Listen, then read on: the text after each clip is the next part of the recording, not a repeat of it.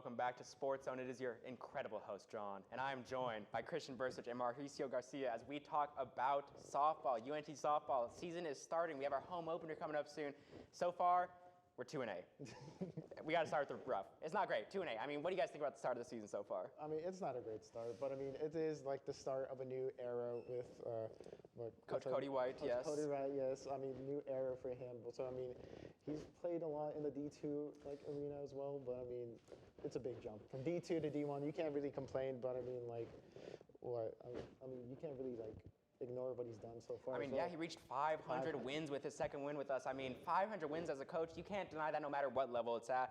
But the start has been slow. But to be fair to him, I mean, we've played Texas Tech, we played McNeese State, we played Louisiana. I mean, these are top mid-majors and top teams in the country. Christian, what do you think of the scheduling strategy? Do you agree with what Coach White's doing? Yeah, I think that it's just a tough scenario all around. I mean, the scheduling, you have to think these things take years to plan. Like the Tech game, we played Tech last year.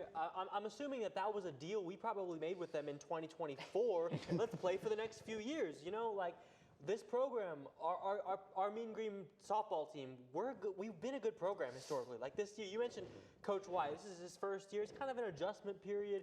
Like Mauricio mentioned, he just moved up. This team, half the team transferred. I think it's split perfectly evenly on half returning players, half transfers. So that's something that's going to take time. And I mean, you asked about the scheduling with that. I mentioned that to say that a tough schedule is something that going in, we had high expectations, and I think we were kind of thrown out of left field. Coach DeLong's gonna leave. Here's Coach White, and then half the team transfers out. I think that's just part of it. I think we're still a strong team in the American Conference, and we had a schedule of thinking we were one of the best teams in the nation, and maybe we're not that, but I think that we still have a chance. Yeah, the Coach DeLong leaving, I mean, it's a scenario that you don't prepare for, and the scheduling doesn't prepare you for it. So, I mean, we had the schedule ready to be, because last year, I mean, we started 8-2. We went 36-21. We were a top team in the American, and it hasn't started that way, but we have our home opener coming up soon against East Texas A&M tomorrow. Do you guys think we can get back on track with a win here? I mean, with a win, you're going to get back on track no matter what. I mean, you got to take this mentality as it's a game on beforehand, you know. I mean, Christian, that's the mentality you have to go with, especially since you're new head coach D1 as well. I mean, that's what you just got to go with. Yeah, absolutely. And I mean, really about a win, East Texas A&M they're not a bad team, but it all comes down to our pitching. I mean, everyone at this level, they can hit a meatball right down the middle, right? I mean, if that's what our pitching staff keeps on giving them, then we're probably going to keep losing games. Our offense hasn't been bad. Matter of fact, our offense has been great, but it's hard to, even when you score 7, even when you score 7, I don't know.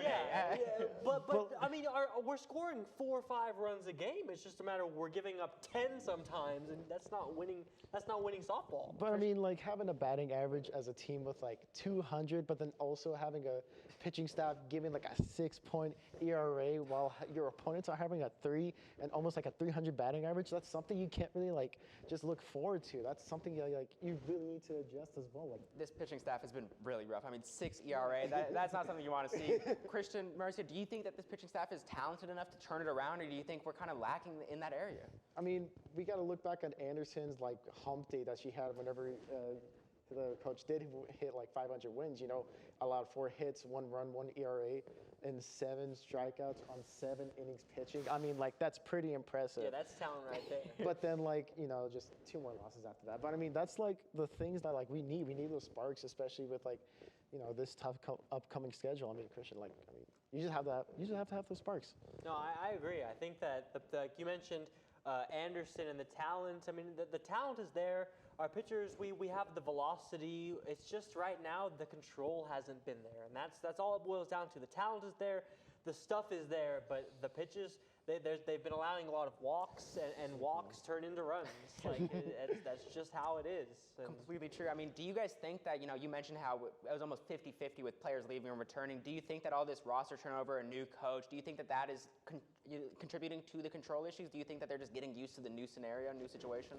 I do. I think that baseball, softball, it's a sport of routines, right? And I mean, you got to think a lot of these girls, they might not be warming up in the bullpen with the same catcher, and that could make a difference. Small things like that.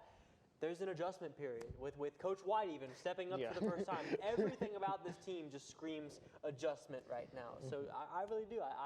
I agree with you. I think that the roster turnover does play a big part in our struggles so That's far. fair, and we have to talk about Coach White. We talked about him a little bit. He's up to 500 wins, a legendary D2 coach. But how do you guys feel about the hire? Because we're replacing a legendary coach, Coach DeLong, and he's making a big step up. Like you said, that's maybe can't handle that. How do you feel about it? I mean, we just have to pull up his stats. I mean, just look at it.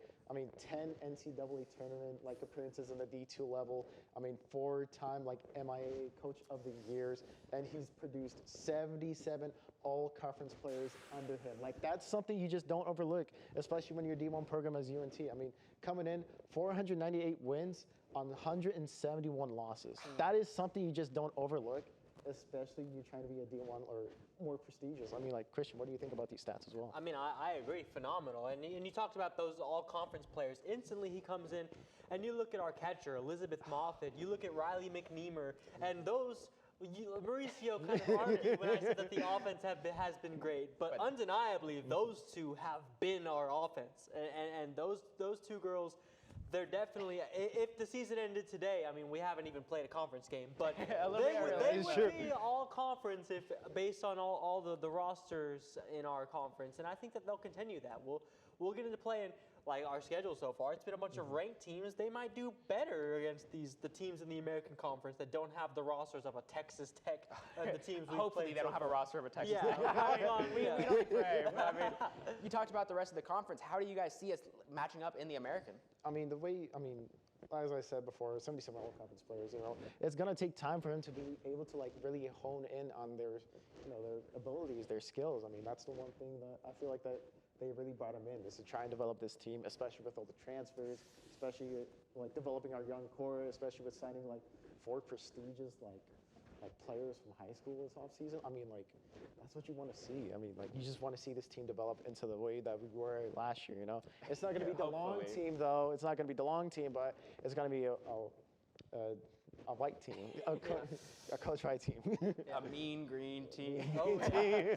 But I agree. I think that the best time to have one of these slumps when you're in college baseball, college softball, the best time to have these slumps is at the beginning of the year. I mean, now we've seen the adversity. We've seen what our team can't do, what our team needs to work on.